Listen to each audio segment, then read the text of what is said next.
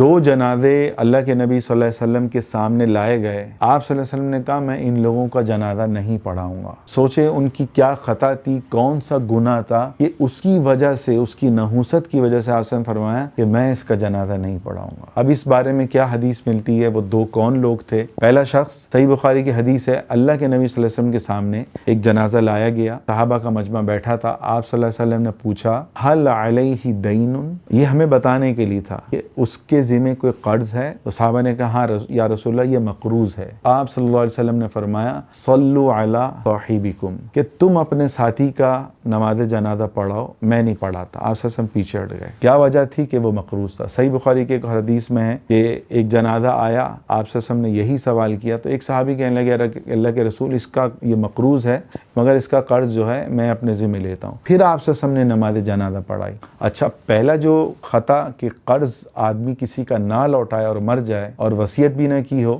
تو یہ کتنی خطرناک وعید ہے. ایک حدیث میں آتا ہے جو قرض لیتا ہے اس نیت سے کہ میں اس کو ادا کروں گا، حدیث میں آتا ہے اللہ اس کی مدد کرتا ہے. اچھا، دوسری حدیث میں ہے کہ جو قرض اس نیت سے لیتا ہے کہ اس کی نیت میں کھوٹ ہوتا ہے، حدیث میں آتا ہے اللہ اس کو ہلاک کر دیتا ہے، یعنی وہ تباہی میں چلا گیا. اللہ کے نبی صلی اللہ علیہ وسلم کی بدعا اس کو لگ گئی. قرض جو ہے نہ لوٹانا اتنا شدید خطرناک عمل ہے کہ حدیث میں آتا ہے اللہ شہید کا ہر گناہ معاف کر دے گا مگر اس نے جو قرض لیا ہوگا وہ معاف نہیں ہوگا. ایک حدیث میں آتا ہے کہ جو مقروض مر گیا اس کی روح لٹکتی رہتی ہے جب تک اس کا قرض نہ ادا کیا جائے. تو بھائی اگر آپ کے والد نے یہ حرکت کی ہے کہ کسی کا مال دبا لیا تو آپ کے والد کی روح لٹک رہی ہے، تو کوشش کریں کہ اپنے والد کو عذاب سے بچائیں اور ان کا قرض ادا کریں. اس میں یہ بھی یاد رکھیں آج ہم حاجی بن جاتے ہیں اور جو ہے بڑے شان سے جو ہے تراویحوں میں چیزیں بانٹ رہے ہوتے ہیں، غریبوں کی مدد کرتے ہیں، لیکن لاکھوں ایسے لوگ ہیں جنہوں نے اپنی بہن کو حصہ نہیں دیا ہوتا ہے. بہن کو حصہ نہ دینا یہ ویسا ہی ہے جیسے آپ نے کسی سے قرض لیا اور اس کو نہیں لوٹایا. اگر آپ کا باپ، آپ کے والد 9 کروڑ روپے چھوڑ کے مرے تو 6 کروڑ آپ کے ہیں، دوہرے آپ کے ہیں، 3 کروڑ آپ کی بہن کے ہیں. آپ اپنی بہن سے کہتے ہو تو میری بہن ہے، میں نے تیری شادی میں یہ خرچ کیا، یہ کیا، اور اس طرح کر کے آپ کو اگر حقیقت میں اپنی بہن پیاری ہے، حقیقت میں آپ قرض لوٹانا چاہتے ہو، یہ میں بتا رہا ہوں بہت خطرناک عمل ہے کہ لاکھوں ایسے لوگ ہیں جنہوں نے اپنی بہن کا حق مارا ہے. ان کے ذمہ کیا ہے؟ اپنی بہن کو دیں 3 کروڑ اور پھر ایک ہفتے بعد آپ کی بہن آپ کو واپس کرے نا تو پھر آپ لے لینا، یہ آپ کے لیے جائز ہو جائے گا. تو ایک تو یہ، اور دوسرا جو جنازہ لایا گیا اللہ کے نبی صلی اللہ علیہ وسلم کے سامنے، آپ صلی اللہ علیہ وسلم نے نماز جنازہ پڑھانے سے انکار کیا. کیا وجہ تھی؟ اس شخص نے بیماری کی وجہ سے اور بیماری کی تکلیف سے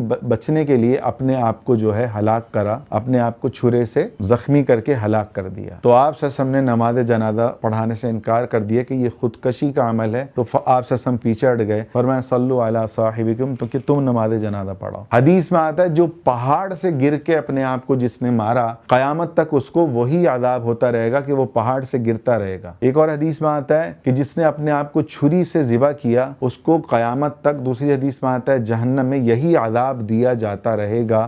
ایک حدیث میں آتا ہے جس نے زہر پیا اس کو جو ہے جہنم میں زہر پلایا جائے گا، پھر اس کو صحیح کیا جائے گا، اس کی آنتیں کٹیں گی. اس طرح وہ بار بار یہی عمل ہوگا جو اس نے اپنے ساتھ کیا. مرتا آدمی چند منٹوں میں ہے وہ تکلیف، لیکن وہ تکلیف بار بار ہوگی. تو میرے عزیزو کوشش کریں اگر پریشانی آئے تو اللہ کی طرف رجوع کریں، اپنے گناہوں پہ استغفار کریں، رو رو کے اللہ سے مانگیں تو دیکھیں اللہ آپ کو کیسا سکون دیتا ہے. اور جس کا حق ہے اس کو لوٹائیں. یہ 2 کام کر لیں آپ کی اور جس پہ ظلم کیا ہے اس سے معافی مانگے.